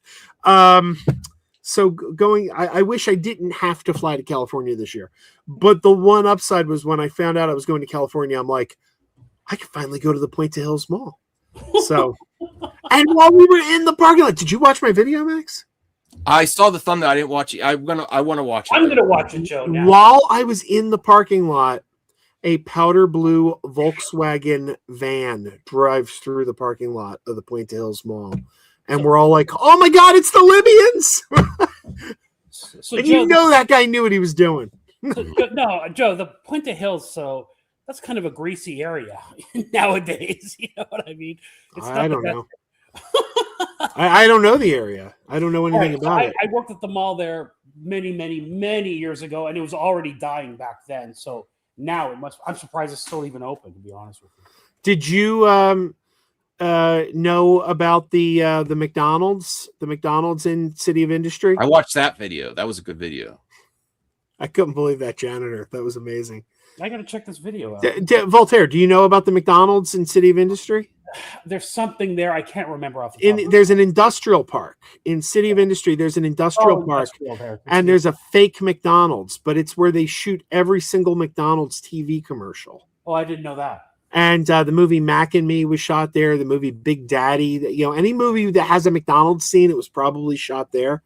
So usually the gates close. They only unlock the gates if they're shooting a commercial. But when I went by, a guy started yelling at me. The gate was open. And I'm like, oh, they must be about to shoot a commercial. The gate's open. And some guy starts yelling at me. And I think he's going to throw me off the property. So I stopped filming, and he comes up and he's like, what are you doing? And I'm like, I'm shooting a YouTube video. And he's like, why? And I'm like, because this is, where you shoot all the McDonald's commercials. That's interesting. People are interested in that. And he's like, I've worked here since day one. And I go, oh, yeah? And he's like, yeah, my name's Joe. And I go, I'm Joe too. And he's like, can I be in your video? I'm like, yeah. So I get to interview this guy, and I'm thinking he works at this McDonald's where they shoot TV commercials. I'm thinking he's like some kind of production assistant, or he does something with shooting commercials. So I'm like talking to him, and I go, so you've been working here since day one? He goes, yeah. I go, what do you do? He's like, I'm the janitor. He goes, you ever see a McDonald's commercial and think that McDonald's looks dirty? And I go, no. And he goes, that was me. But Joe, when you were out here, did you try some In-N-Out burger? Oh, of course. And was that your first time? Oh, absolutely not. I used to live in Arizona. Oh, okay. So you know. Yeah. All fast food burgers come in and out for me. So. Oh, boy. Yeah, well, when you go to In-N-Out, you have to save time for out. All right. Well, thank you, Joe. The reason I'm moving on is because I want to get to Super Chat. Irrational is going to drive me nuts on Twitter. All right, but before I go, I will say one thing that I'm sure Voltaire knows all too well. I was listening to a podcast before I came out there called The Spooky Picture Show. Great podcast, by the way. If you not subscribe to the Spooky Picture Show, go give them a subscribe. Great podcast. But they were talking about Jack in the Box. Now, we don't have Jack in the Box in Philadelphia. Right. But they were talking about Jack in the Box tacos. And they were saying that they're like the worst tacos in the world in terms of ingredients. They're like, it's a meat at 2 a.m. Yeah. They're like, oh, it's like meat paste and a piece of American cheese. They're like, you hear it and they're like, there's no way this should be good at all. But for some reason, it's delicious. And they're like, we can't explain it. It's like the best thing ever, but we don't know why, because it shouldn't be good. So they piqued my interest. So I had to go through the drive-thru of Jack in the Box while I was out there. Dear God, those tacos are great. Joe, try them when you're drunk after a night out, and they are amazing. They're just whatever. Mm-hmm. Cool. Thank you, Joe. Glad you had a decent trip. I know it was a rough one, but you honored his memory by vlogging about it. That's what I keep saying. He set a good precedent of evergreen, positive content vlogging, the way YouTube was meant to be. There it is. Circle of goodness. Mm-hmm. I still Thanks, can't Joe. believe he's gone. All right. I'll talk to you later. All right. Thanks, Joe. All right, let's get to our paying customer Rational. SAG-AFTRA wraps a month of studio talks with no deal. Will resume in June. I guess that gives them an out to figure this out. I do support people asking for their fair wage and restrictions on AI and all that. With the Screen Actors Guild. It's just, I do think the timing is probably the worst timing ever. There's never a good time to strike, right, Voltaire? No. But this may be one of the worst times, right? We're at war, and we might still be at war, and gas prices might be bananas, and the average person might be hurting very badly. Yeah, And, and they don't think about the rank and file actors. They think of, what Leonardo DiCaprio needs our help. You know what I mean? That kind of thing. yeah, corporations are more concerned with their IP now and mergers and executive golden parachutes than screen actors. I'm sorry, except for the main ones and the directors. And you know what? The directors always say, "Yeah, we support you," and then they go make their deals off to the side with the Directors Guild. They always sign them first, and the Screen Actors Guild is always last to get a deal. Did you notice that? The directors get theirs right away. Yeah. Sean, I didn't notice that, but that's interesting. No, the last time the directors they're like, "Oh, we support the Screen Actors Guild." They went out, they made their deal like within a month, less than a month, and then they made their deal right away. Yeah. The only one that was left was the Screen Actors and the other ones. Sean says, "I'm working on a feature film this week, and then I start another feature film for Amazon Studios in April. I can't afford another strike." I understand, Sean. I mean, I don't personally understand. I hope it doesn't happen. Let's hope. The other potential is there's no silver lining to the current world environment, but maybe that might expedite deal making for the Screen Actors Guild. Like, oh, we really got to we can't go into a strike right now. That's potentially something. What do you think of that, Voltaire? Maybe they'll realize the environment. Like, we can't let this go. For sure. They'll keep pushing it. I don't think they'll actually go on strike while there's a war going on. And if the stock market is shitting its pants and gas prices are high, I can't imagine that they would. They know these optics. And Sean, I'd love to know what you're working on. That's fascinating. Yeah, and honestly, getting the public behind you too is something that might be different now. People are losing their jobs, they're getting laid off, and then you might not have the public behind you like you did last time. Right. And that's a factor. Also, with people, when it comes down to it, whether the Screen Actors or Hollywood, whatever, at the end of the day, there's a consumer with their wallet open on the end of the line, subscribing and going to see movies, right? Absolutely. So you have to think that. We're in for, I hope we're wrong. We're in for a world of pain economically. I don't see any way out of it, honestly. Because you think gas prices are bad now. We haven't really hit what the exploding prices of goods internationally, because internationally they have to pay more than gas, and the reserves were opened to kind of quell the disaster of gas. It's not going to last forever. This whole thing, this whole war will be over before the midterms. They will not be at war at the time of the midterms. It would be just bananas if they were.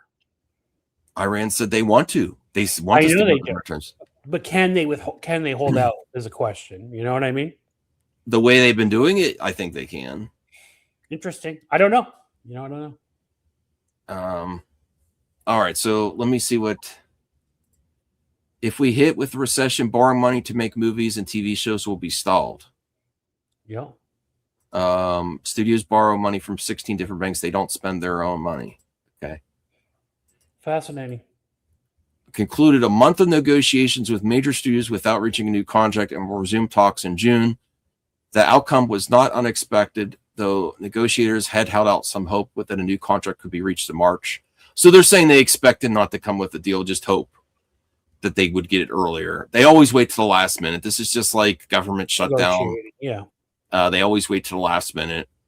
Bargaining sessions, including several days beyond what was originally planned. The two sides sent a statement. We will continue ongoing conversations. Formal negotiations will resume later this spring as planned, before the current contract expires June 30th. So there is a time limit coming up soon, June 30th, right when Supergirl comes out.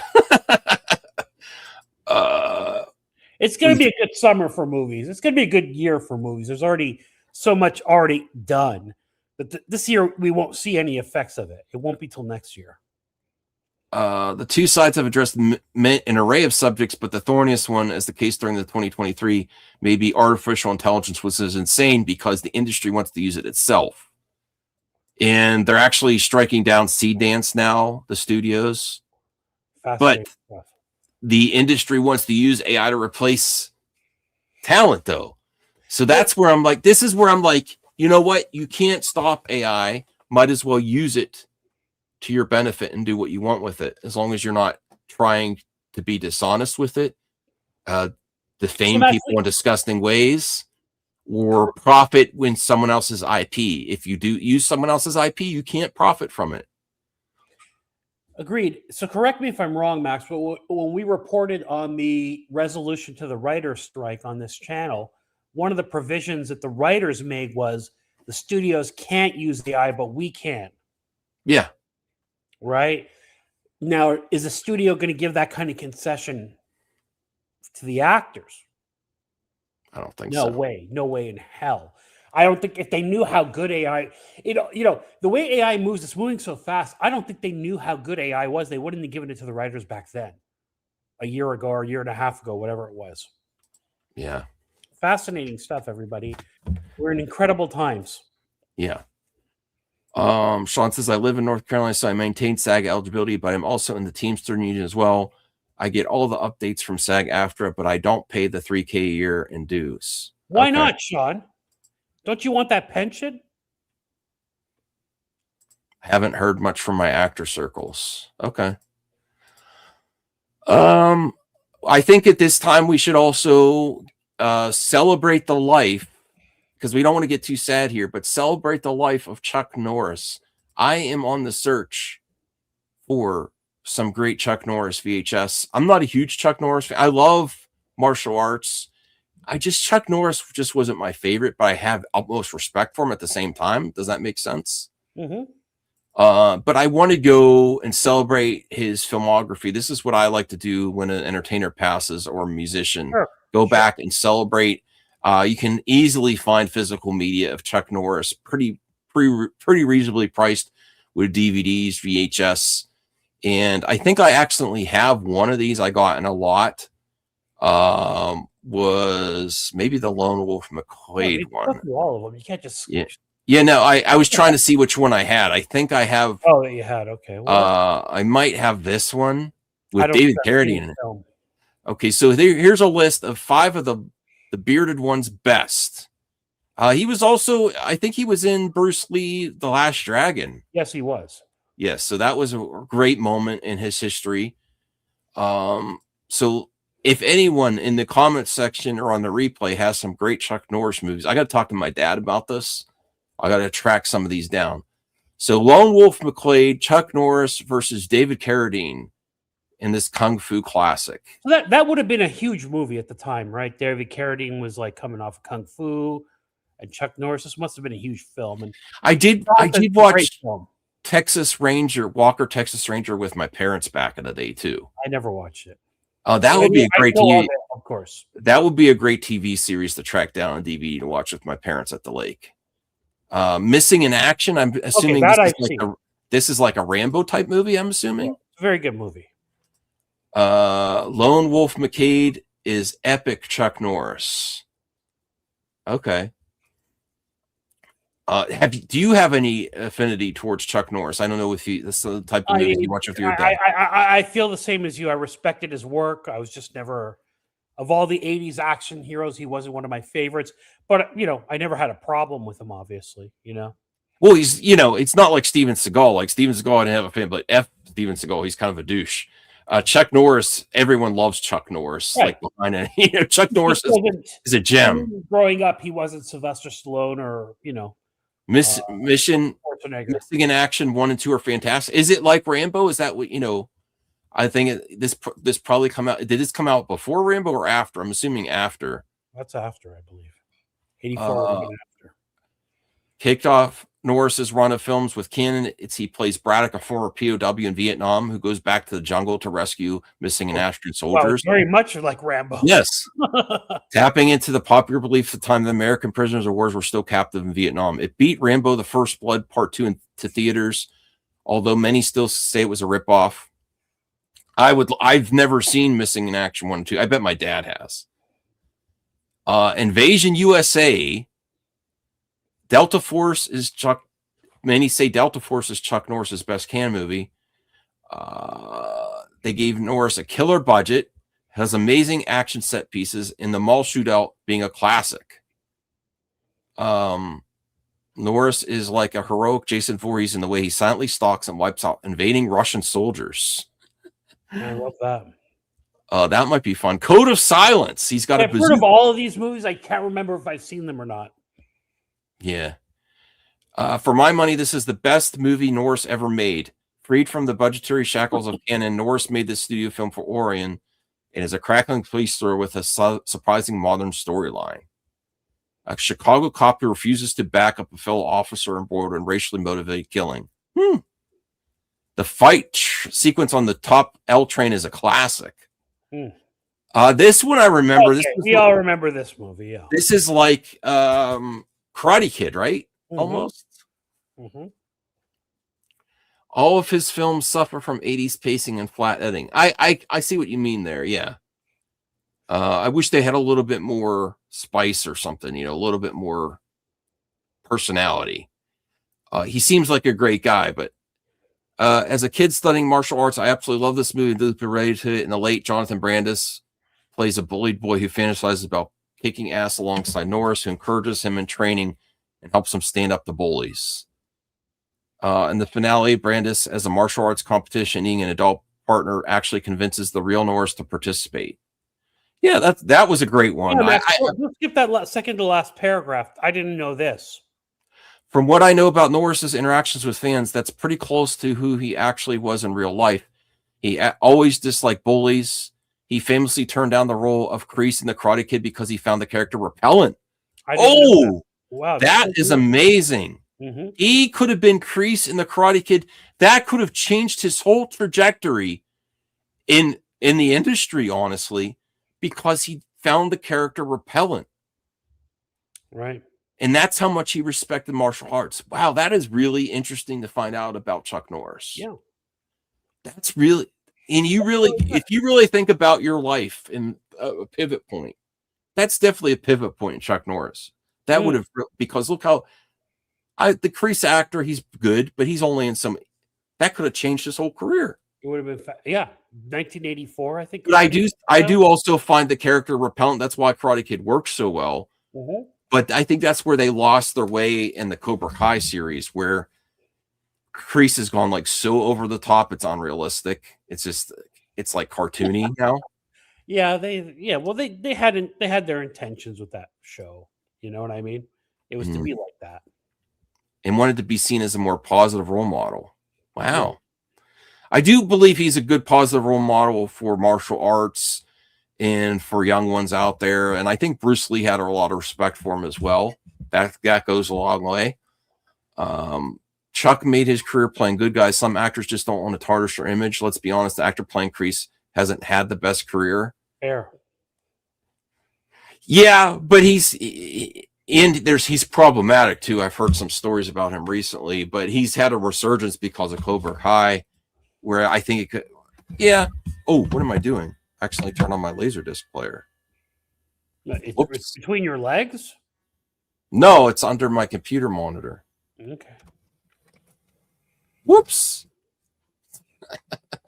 Hold on a second. Max is getting his crotch lasered, everybody. No. I accidentally hit a button. Whoops. So yeah, go celebrate Chuck Norris's filmography. I'm going to be looking I probably want to. What is going on here? And everybody remember, Chuck Norris was super fit, and he did all these health stuff that he was promoting and all that kind of thing. And I believe he was super fit, but he only lived till 86, and he worked hard at being super fit and all that kind of thing. So, take care of yourselves, everybody. You never know. 86, it seems like far away, but Mm-hmm. He came out of retirement for Expendables. That's true. Here's another article I wanted to bring up, and then we'll do good news with Twitter and call it a night. I would say. Oh, I'd love that. Yeah. So I'm really, really conflicted on Quentin Tarantino. I respect him, but he's become such a mega douche in his old age. He is retiring with his 10th movie. People are saying, what is he going to do next? It seems like he's going to be doing TV shows. Well, he's got to do that last movie, right? The last movie, but this is talking about him doing a TV series. Sean says I'm not a fan of Tarantino. I don't like his as a person. First of all, he's very problematic with some of the Hollywood royalty that was caught literally red-handed. What was the director that made the pianist? I don't know, but he's you know who I'm all talking that about. Weinstein stuff. Yeah. So there's some stuff there. I'm not going to defame Tarantino. The political stuff that he's not popular with. His views. But he's also the way he's gone after actors recently. There's a Scream actor. Paul Dano is disgusting. Like how what he did with what allegedly was done with Uma Thurman on the set of Kill Bill. He made her do a stunt she didn't feel comfortable with, and she got injured. I don't care how authentic it looks. I think it's very brave of you to say that since you're in the industry, but I agree 100%. I think he knows where all the bodies are buried. Oh yeah. I do think Paul Dano is amazing. How can you do that to young actors? I honestly didn't like the way he portrayed Bruce Lee either in the last. I know it was a character. No, he's done some stuff like that that's kind of goes on the line of unfair stereotypes of certain ethnicities. And just with the Paul Dano thing, like there's been a known thing that he competed, he's friends with Paul Thomas Anderson, and he kind of like had a friendly rivalry with Paul Thomas Anderson. There Will Be Blood is a universally, thought of great film. What is the point of coming out years later and saying, "Oh, Paul Dano was terrible, he ruined that film"? Like, what's the point of a comment like that, Tarantino? Other than to smell your own farts and to, you know what I mean? Like, he's just really thinks he's something. Yeah, I although he is very talented, though. I like his work. Well, I like some of his films. In this project, even after I've just completely said all my problems with him, this sounds cool. But I do think Paul Thomas Anderson has beat him. I think Paul Thomas Anderson is more prolific than Quentin Tarantino, personally. Okay. Sure. Are Quentin Tarantino and Sylvester Stallone teaming up for a 1930s gangster series? I'd be very interested in that. Yes. Quentin Tarantino may be making another detour from his 10th and final movie, as TMZ reports. He's about to join forces with Sylvester Stallone for a gangster series in the 1930s. I hope this turns out to be true because it sounds like it could be amazing. According to the outlet, Tarantino will write and co-direct the series with Stallone on board to co-direct. It doesn't sound like Stallone will be appearing on screen, but the actor has plenty of experience in the gangster world, from playing Frank Nitti in Capone, Angelo Snaps Provolone and Oscar, and more recently, Dwight the General Manfredi in Tulsa King. Not only will the series be in the 1930s, but it will also be shot in black and white with cameras from the era. It will be a 6-part series full of gangsters, showgirls, boxing, and music. If this happens, Stallone's going to be in it. I know they say he's not planning on it. That's how you sell it, right? I'm sorry. Quentin Tarantino co-directing, Stallone co-directing, and then you get Stallone in the series. I watched the hell out of that. Yeah. And what is this? This is supposed to be a TV show on like Netflix or something? Probably for streaming. Let me see. I'd watch the hell out of whatever that is. I'm not gonna lie. I love Stallone. I think he's a wonderful actor. Okay. Assuming the gangster series from Quentin Tarantino and Sylvester Stallone turns out to be true and actually moves forward, are you down? Yes. This has to be a 6-part series. It has to be on streaming. Okay. I would definitely be up for it, even though Tarantino's a mega douche. Like he's someone I would. There's certain people that I respect I would never love to, that I don't want to meet ever. Quentin Tarantino would be one of them. So you would have Max. I know you're like me. The Quentin Tarantino who was working at the Blockbuster or whatever the rental movie place was, and he loved films. You probably would have gone along with that guy very well. To his head, yeah. Current version of Quentin Tarantino, I get it. Yeah. And sometimes arrogant assholes. That's the way they're so good too. Yeah, they have to be arrogant. All directors are arrogant. The actor that I really like, that people really, I found a lot of people dislike Jim Carrey. I love a lot. I actually don't like The Mask or Ace Ventura. I like everything else he does. So did you see the But he is such an a-hole, like on Man in the Moon. No, are you talking about the Man in the Moon documentary? Yeah, I saw that. I never saw. I want to see it, but that it just proves he's such a jerk behind the scenes. And what do you think about the recent stuff of him that people think that, he looks completely different and that maybe he's been replaced by a clone? I heard it is some know? type of influencer that makes his face look like actors, and it was him. I don't know if that's true or not. It was a social media star that goes around looking like actors. Okay, interesting. All right, we're bringing back the good news of X. Well, hang on, before we do that, Max. So, you're aware that you've seen Once Upon a Time in Hollywood, right? Yes. Are you aware that the Cliff Booth Netflix series by David Fincher is coming out in August of this year? I'm looking more forward to that than if Quentin was doing it. Yeah. Are you excited about that? It's got Brad Pitt in it. I mean, I'm pretty excited about that. Yes, I am really looking forward to it for sure. Yeah. Okay. Me too. This is a quick topic. Gore Verbinski, who people really trashed the Pirates of the Caribbean sequels. The first three were there's some really good stuff in there. They missed the mark a few times. I particularly like the second one a lot too, when they had Davy Jones and they had the CG Davy Jones. So this is a clip of Gore Verbinski talking about special effects in Hollywood. You're just saying no, Anthony? Okay. It's quite a comment. The other day was CG ships in the ocean, and I was like, really? Like, that is literally a video game. Like, that's not a movie. Like, those effects are not final. How are they ending up in a final movie? If I have this cup and I want to make it CG and I want it to dance and talk, I'm going to shoot the cup. But until I can study it and say, like, look how it reflects, look at the subsurface scattering, look at the shadow it casts, look at, like, you have to study. Yeah, it's oh, well, I didn't mean to do that. All of those things. Sorry. But he's going with a lot of my concerns. A lot of the fanboy logic is that CGI has not declined. I feel like, just like people watch stuff on their phones, it's not as good as watching on the big screen. People don't reward really good high-end special effects anymore.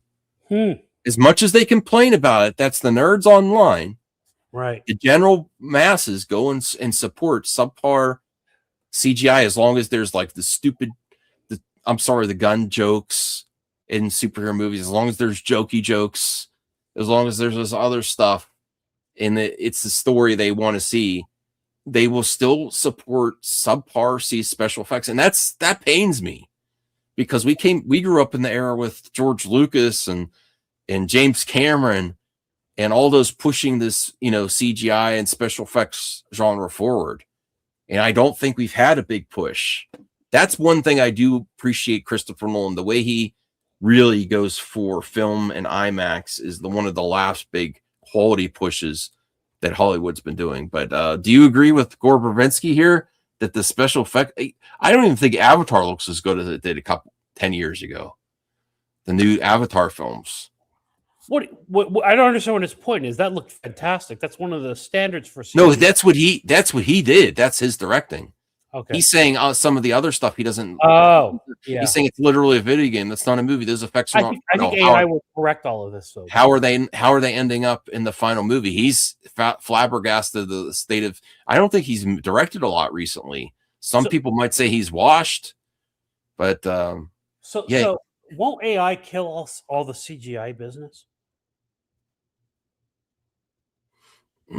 I think you're going to need people. I think it's going to reduce the staff, and there's going to be people that fine tune what the AI does. So, like, all the headaches that people had with like taking time to do VFX and it's using that as a template to fix it. Yeah, it's using it basically goes into the ones and zeros of everything that goes into creating the CGI character, and it can do that to any character now.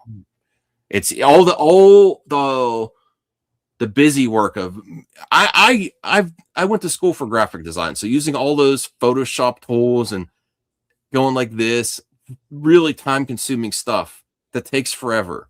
AI could do that in a fraction, but it also takes up energy. AI is not energy efficient at all. My electric bill's like $300 to $400 a month. God damn! I think there's a data center somewhere around here, and we are very cognizant of turning out lights and turning off electricity when we're not in the room, and it's still insane. Golly. So it's not energy efficient, but it's time efficient for CGI. And what is Hollywood? Time is money. So they're going to use what's efficient for time and less workers to get these movies out faster. That's for sure. But he is saying he's surprised at the quality. I was watching something the other day. It was CG ships in the ocean, and I was like, really? Like that is literally a video game. Like that's not a movie. Like that, those effects are not final. The How are they Flash. ending up in a final movie. If I have this cup and I'm sorry, I don't know why people still argue about it. It didn't look good. Shoot the cup. No, it didn't look good. I just feel like AI will fix those things. Look at the subsurface scattering. Look at the shadow it casts. Look at, like, you have to study all of those things. You would think that the computer would be really good at mimicking that, right? There are software that's really good at it. The way AI is rendering images right now is just pixel based, right? It's not looking at a 3D. It's actually not building a thing in another. Oh, he's saying it's just, it's just seeing stuff and it's just fudging it with pixels, and it can get you to the 80-yard line pretty quick. But if you're trying to tell a story, the limitations are just. Yeah, but if it gets you to the AI 80-yard line quick, and then real humans get you to the goal, that's what it's. Sorry, Gore. You just admitted that it gets you there faster, right? 80%. Yeah, right. It gets you 80% there, right? With all that taking away months and months of fiddling with human animators, and then you could have someone refine it. And who's going to get the job? Someone that knows how to. Someone that works from square one to completion that takes a longer time, or someone that can get you from the 80-yard line. Who are you going to hire, Voltaire? Absolutely. The person that get you the 80-yard line to the goal when you're already there, you know? Yeah. Yeah. All right. Let me see what else we have here. Oh, I wanted to bring this up. Let me bring this up. Did you watch Wonder Man, Max, at all? No, and I was looking for. I'm just not high. I have no hype for it. No, I want to like hype it. Necessary for it. I'm just curious if you saw it. There is hype. Look at these numbers. Spider-Man, this is the history of views in 24 hours. Spider-Man Homecoming, 160 million views. Spider-Man Far From Home, which is my least favorite of them, 130 million views in 24 hours. Spider-Man No Way Home, 355 million views in 24 hours. And I really think Spider-Man Brand New Day was helped by the lack of superhero movies lately. I think it got this number because we're like, oh, wow. As much as we have Nerd Wars on Movie Talk, they don't need fan service. They don't need all these extra characters. They don't need all these tricks to act like there's a bunch of cameos. Where's the proof at, Voltaire? What is the general audience like? They're excited about this stuff. Oh my God. I love No Way Home. No Way Home was fantastic because Toby and Andrew Garfield were in it. Yeah. But what are we getting from Brand New Day? We're getting some of this. We're getting cameos, and then we're getting images that look like they were altered to remove digital characters. Yeah, we're getting the same thing, and the audience is responding it with a 718 million view number in 24 hours, surpassed the whole viewing of Supergirl trailer in an hour. How did it surpass No Way Home? I think my opinion, my speculation is it was helped by the lack of consistent superhero movies coming out. There you go. If it was a full slate of superhero movies, but because people have now nostalgia for the big Marvel spectacles. Right. And that's where you're never going to be able to compete with DC, because DC has so many it's so fractured. Let me give you a real mic drop here. Uh-oh. Even if they would have continued the Snyderverse, Warner Brothers would still be sold, because Warner Brothers has consistently fractured its audience and pitted them against each other. And they have their dirty laundry in the public eye so long, and they've lost consumer confidence. I've for long said that a long time that Zack Snyder and James Gunn need to let go of their egos, work together, and that's what could get DC on the level of this. when you have them working together and having Easter eggs from Zack's version of DC and Hamada's version of DC? Do you know how much that would mean to the fans that have paid their money for DC for years? Even have, you know what, all that bad blood with The Rock, have him do an appearance as Black Adam, and you have these tools at your disposal, but you won't do it because of egos. You won't do it because you want a blank slate all the time. Yeah. Marvel is going to succeed every single time. It doesn't matter if it's the Gunverse, the Snyderverse, the Hamadaverse, or whoever who came out before that, because they fractured the audience so consistently, and they broke consumer confidence when the audience doesn't show up day one because their confidence is already broken, and they just keep flip-flopping on what they want to do. You are never going to compete there until you learn from it and start celebrating the history of your IP. And that was not what happened in The Flash. The Flash was a disgrace to your history. Nicolas Cage didn't even know what was going on. Christopher Reeve's family was not happy with that. It looked bad. You know, I don't care what it's subjective. It's subjective. Are people still talking about the Superman Christopher Reeve's cameo from The Flash? No. They're still talking about No Way Home when their different Spider-Men were appearing. That's the moment we could have had. Right. That's the moment we could have even had with Michael Keaton and Ben Affleck working together, but they weren't even in the same scene, I don't think. I don't think they were in the same scene. I don't think so. No, we could have had that, but you whipped. All right, sorry. I let a little rant there. That's good. I hope they hear it. Studio. I think that's ultimately what that's where I'm at. All these factions of fans just want to fight with each other, but just like you would get success if you work together. All right, we'll do some quick topics and call it a night. I'm sorry, I went a little bit longer here. I'm fine. Jurassic Park's successor is ready to roar soon. Primitive War is coming to Hulu. This looks interesting to me. I don't know what this is. Is this in the Jurassic Park franchise, or is this? I don't know. I got to find out. Primitive War on Hulu. I'm going to check this out. So they're doing a Jurassic Park Hulu series. Well, I had no idea. Okay. Again, rest in peace to Chuck Norris, stand-up guy. This is one of the last videos. He was consistently putting out workout videos on the internet. This was a really recent one. Yeah, listen to what he says. I don't age. I level up. Isn't that beautiful? I don't age. Up. Even at the end, he was trying to level up. Makes you want to go to the gym, right? I don't age. Look at his movement. Even at his age, he was flowing. Look at this. Look at that. I don't age. I live. That's a great message to people. All right, let me see what else we have here.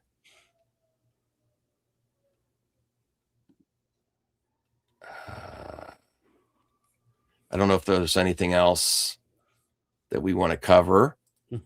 Oh, Jackass 5 has finished filming. If you watched Jackass, I've never really watched one all the way through. I've seen scenes. I've seen some episodes. Yeah, I mean, I think I watched 3 was a lot. I watched 3. I know that, but I don't know if I've seen any of the others. I have the first one on VHS. I could break out. They're pretty good. I mean, but they started getting, I don't know, just too much like penis damage. Yeah, don't damage your penis, please. Yeah, you're gonna need that. Yeah. Let me see what else is here. Ooh. I want to say, just as a side note, Max, I bought my nephew a PS. Sorry, not a PS. A Switch 2. Mm. And it's because and I got to tell you, and I never played it before, but I played Mario Kart with him on the TV. Nintendo just knows what they're doing, don't they? They just really have an advantage. That's why I told you to get stocked. You did get it, right? I still didn't. I still got. You know what? Keep reminding me. I want to do that soon. Before I'm got Robin Hood. I got my tax return going. Maybe I'll do like $50 to $100 from my tax return. Remember, you can buy partial shares, and it's on the downswing. No, that's why I said I'm disconnecting from these. And yes, I have issues with Nintendo. They charge too much for things, but their games, even every system, every single era of Nintendo, their games hold value. And let me tell you something. When you hook it up to whatever, forget about the handheld part of it. That's great, but the TV version of it, the graphics, everything, it just plays wonderfully. Like, They don't release subpar product. No, they don't. And they They really steer clear of all this culture war stuff, for it or against it. They've just done their own thing. Yeah, right. It's hard to beat them. And I get why kids love them, and kids will always love that. Like, this kid's got a PS5 and he doesn't want to play it anymore. You know what I mean? Yeah.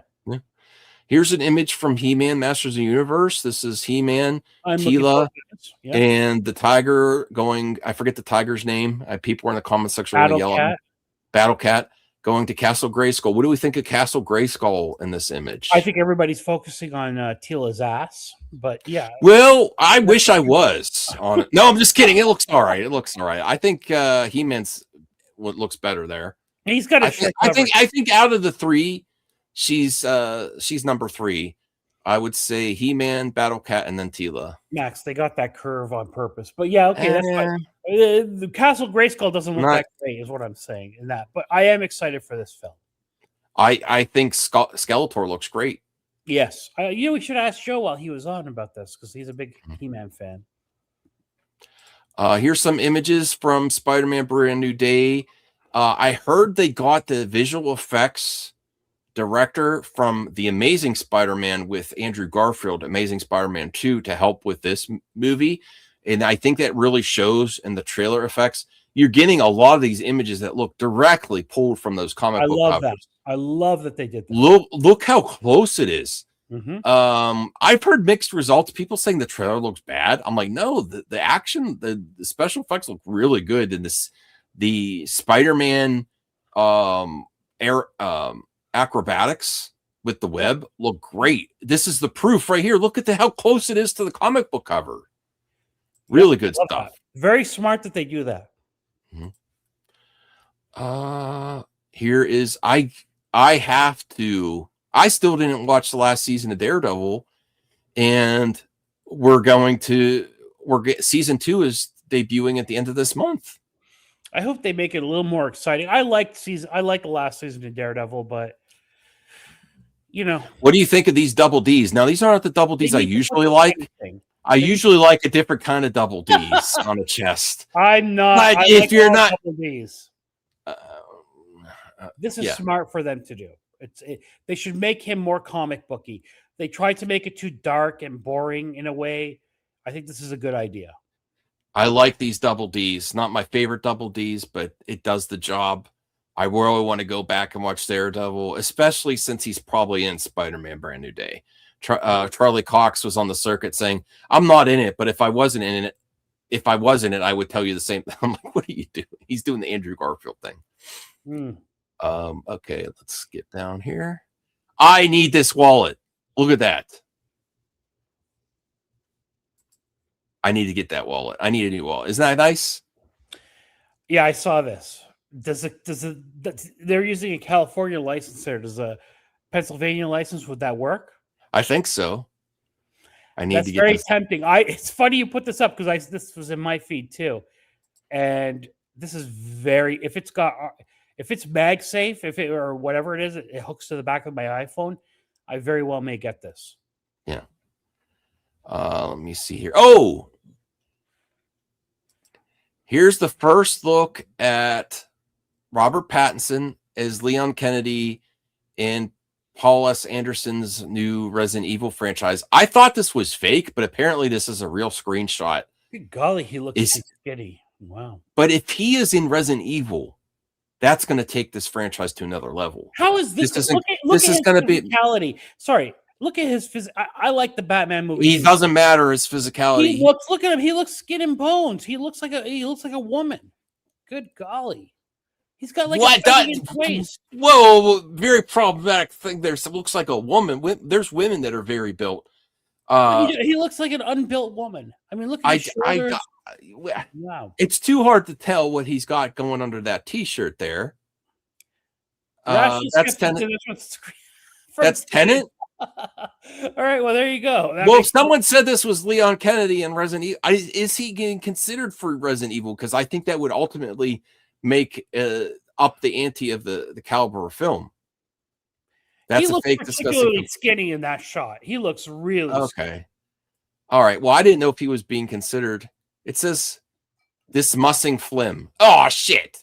I thought it was disgusting. Well, see, I am dyslexic, so I read that as disgusting film. It's what a disgusting phlegm. Sorry, everybody. Don't. Max has a disability. Leave him alone.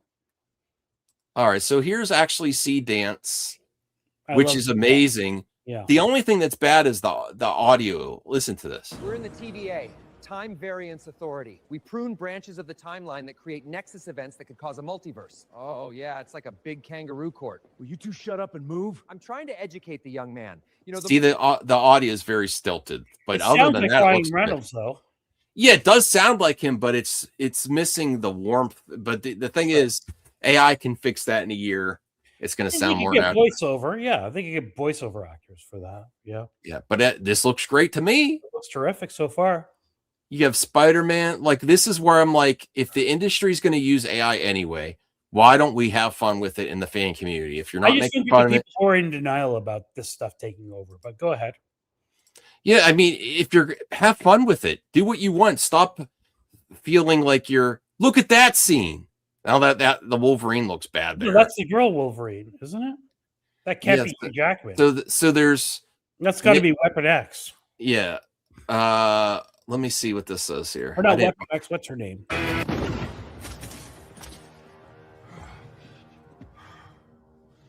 It looks better than the Fantastic Four. Welcome to the Wanderers team, the cool surfer boy. This is fun. I mean, it's not perfect. No. Yeah, but I mean, why not have fun with it? That's why I'm like, stop begging these corporations that are never going to listen to you. Just do it. Yeah. Just be aware what your stuff could be taken down. They have their IP holders. Don't make money. Don't defame people. That's the big issue. Defaming or misleading people with AI is where I draw the line. Yeah. And problem. The corporations are taking people's jobs anyway. So, well, it's just like Max. People are speculating that the president of a certain foreign nation is dead, and all the videos we see are AI. That's the dark side of AI, and that's going to happen. You know what I mean? So we don't know. But for movies, everybody embrace it. All right, and let's end with this. We're living in a world. Ryan Gosling is up for Ghost Rider, according to Sean. He would be a good Ghost Rider. Yeah. He confirmed that he's had talks. He says it's complicated. And I said the complication is negotiating through the trades. Ryan Gosling is more popular than ever. Even after Ken, he's in Star Wars. He's in Project Hail Mary. Barbie really helped him. Yeah. Not the Academy. Barbie helped him more than the Academy Award for that musical he was in, or Drive. So that in it, he was great in Drive too. By the way, probably the complication is also they want a cameo of Nick Cage as Ghost Rider in Secret Wars or Doomsday. But here, let's end this with a video. They're already filming Daredevil season 3. Look Sean's comment up. Yeah. Hold on, I will. There's probably nothing here. See if Charlie Cox. I love these videos of them shooting. There's nothing there. That was a lame video. I never watched Barbie. I hate the color pink and Fortress. It was really good. My audience actually you have to watch it as a novelty thing, if nothing else. You have a daughter. Watch it with your daughter. Mm-hmm. Oh, this is something that I apologize. There's one more thing I wanted to cover. The Assassin's Creed video game series is something that's really intriguing to me. Sure. You're basically in current times and you take over an avatar in the history and go back in history and become an assassin. There was a movie that I wanted to see that everyone just trashed. I never even watched the movie because people said it was so horrible. But Netflix is making an Assassin's Creed series. This is what it says about it. Netflix live action Assassin's Creed series has begun filming. The series is an origin story set in Rome 64 Love AD. it. Perfect. That's the original. I'm really, the original Assassin's Creed game was Rome 64 back then. I'm not sure. Love Okay. it. Netflix will get this right. This will get this right. Did you watch that movie? No, but I think it's better suited to a series.